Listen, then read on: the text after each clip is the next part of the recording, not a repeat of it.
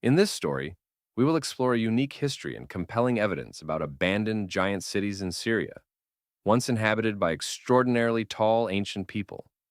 All of this is based on personal observations and research by an Irish preacher who saw these ruins with his own eyes. At the end of the narrative, we will consider questions about what these homes were and where they disappeared to after thousands of years. Joseph Leslie Porter was an Irish Presbyterian minister, missionary, and traveler. In 1884, he received official permission to preach from the Presbyterian Church, an organization that directed his missions to various countries. Soon, he was sent to Damascus to carry out missionary work among the Jewish population and to serve on the committees of the Irish Presbyterian Church. In December 1649, he arrived in Syria and spent 10 years there, actively serving and researching ancient monuments. I will later provide more details about his career to clarify that Porter held quite senior positions, and his accounts should not be dismissed as fantasies or fiction. He authored several books, including one special volume, the title of which you see on the screen. Today, however, we are particularly interested in his book titled Giant Cities of Bashan and the Holy Places of Syria. In this book, he shares the following reflections. He writes about the Rephaim, a term in ancient languages meaning giants, extraordinary-sized people, so tall that later Hebrew scouts described them as beings almost level with the grass, and some focused travelers spoke of them as creatures that inspired fear and awe.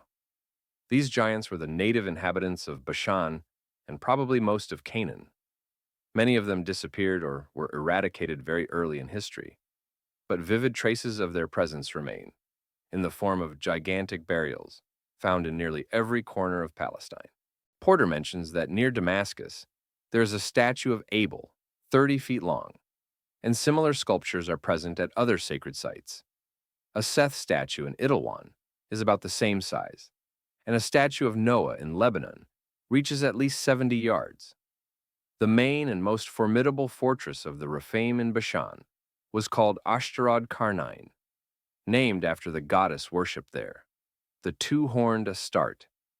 If readers are willing to join me on this journey, it will soon become clear that the ancient cities, built and inhabited by giants more than 4,000 years ago, still exist today.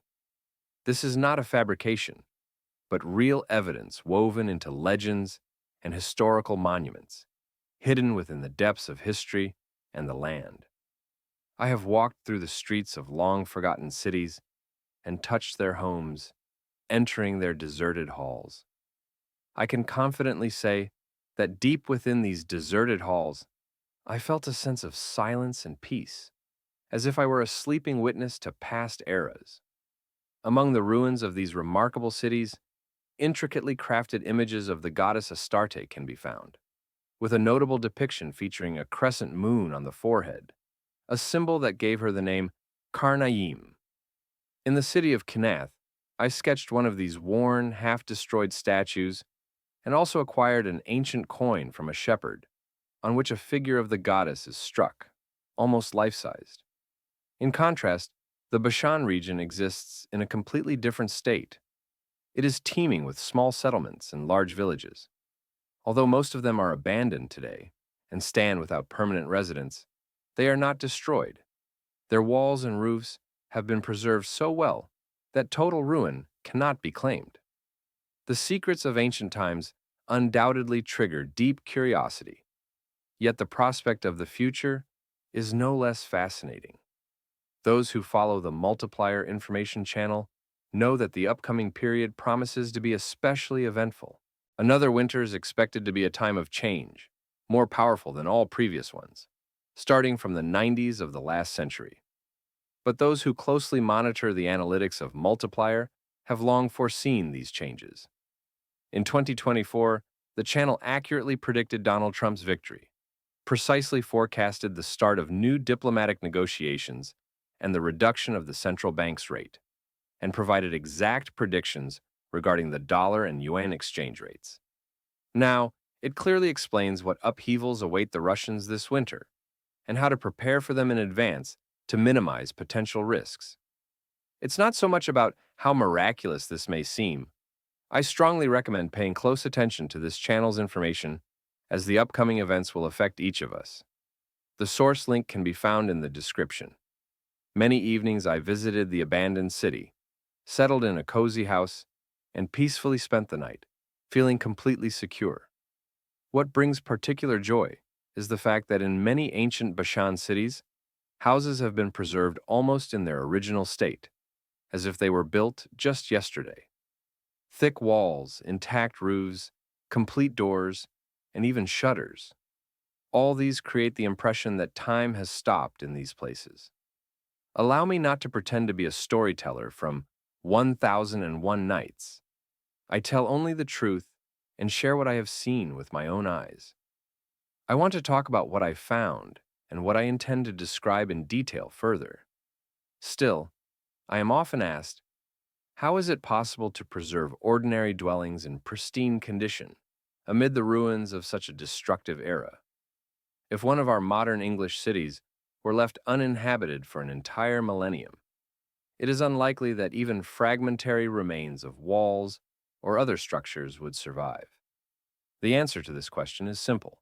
The houses in Bashan are not ordinary dwellings. Their walls were so massive that their thickness reached from 5 to 8 feet, built from large square blocks of basalt, carefully and skillfully quarried. The roofs of these structures were also made from fractured the same material, as if deliberately cut into planks, extending from wall to wall.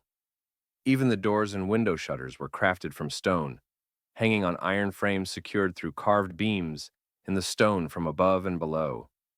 Of the ruins of these ancient cities that have survived to this day, approximately 200 to 500 houses remain, but there are no longer any people living in them.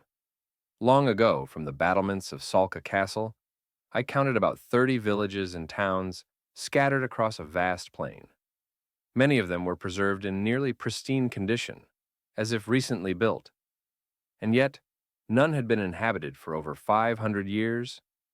It was not merely an abandoned place.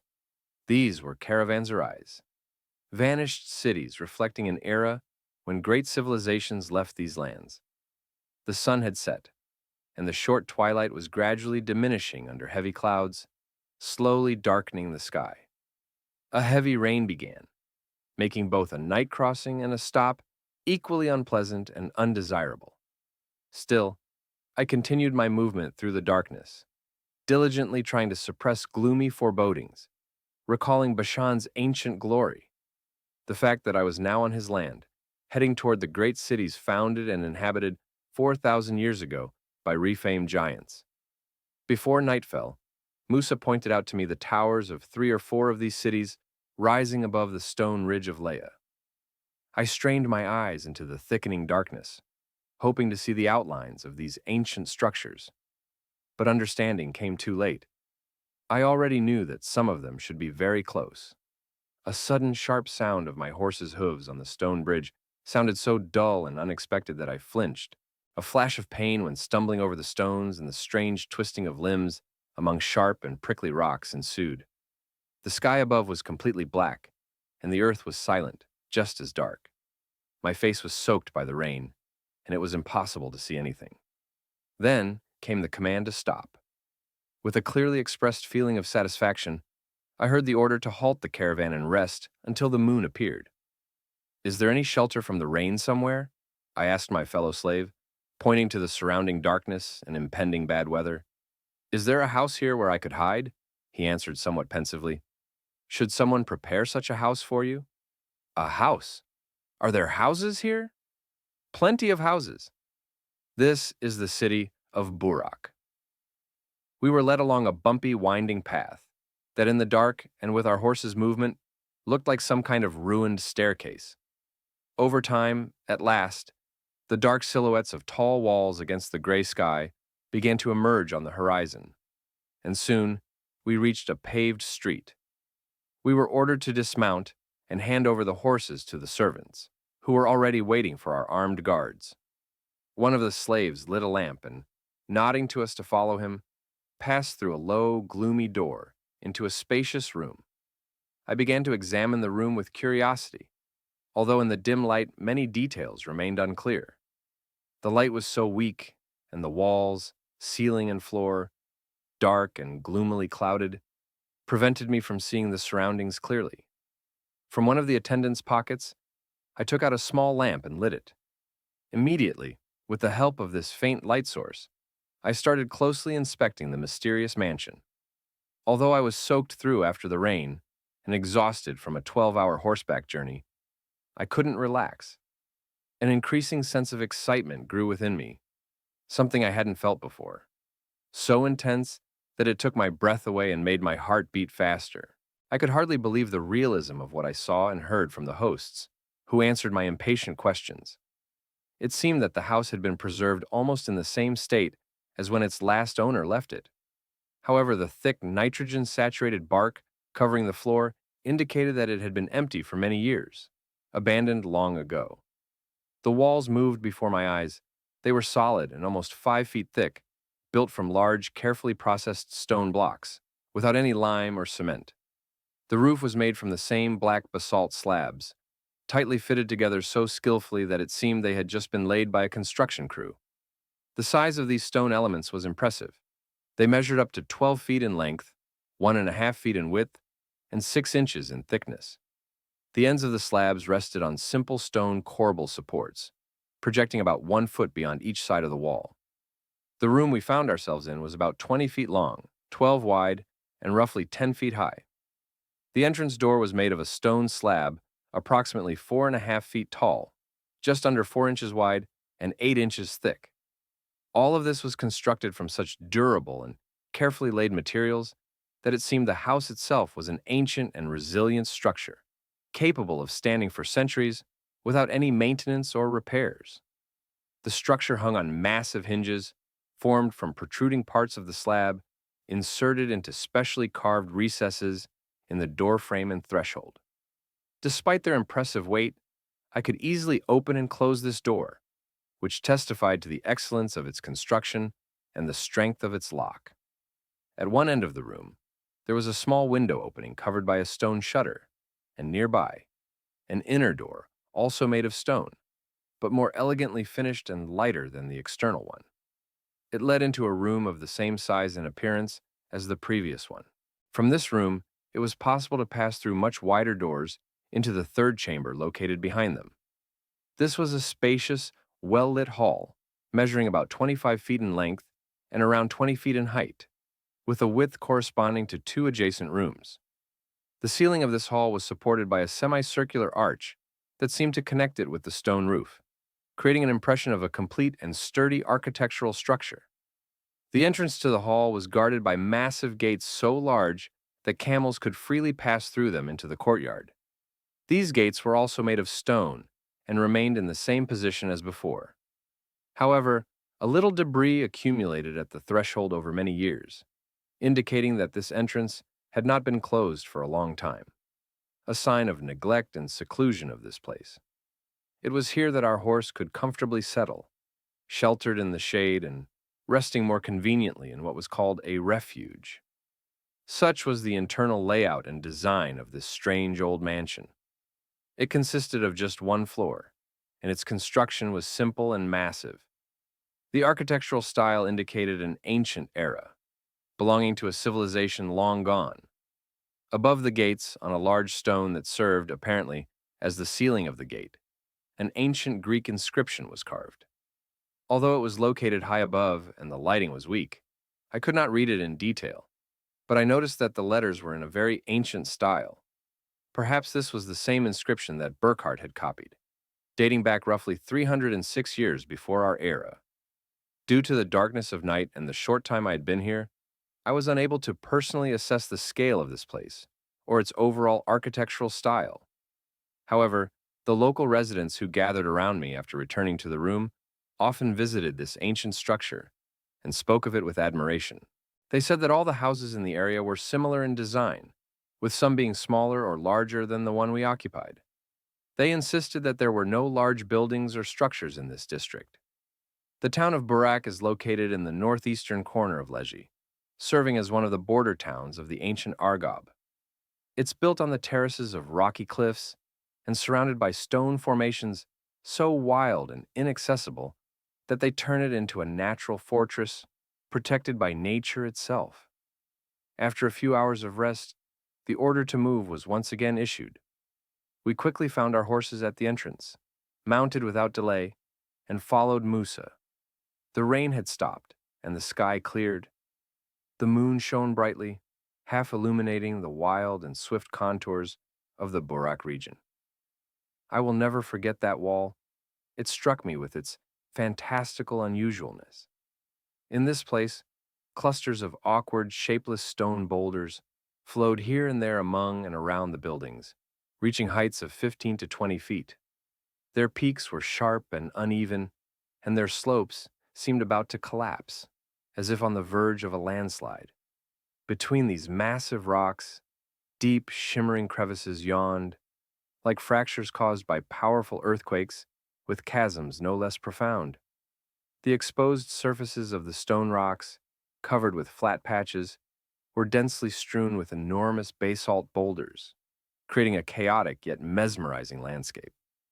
The narrow, winding road that Musa led us along was sometimes crossed by cracks in the rocks, and occasionally it sliced straight through the stone. On both sides of the highway stood an ancient aqueduct, built in antiquity to bring water from a nearby winter stream to reservoirs and cisterns.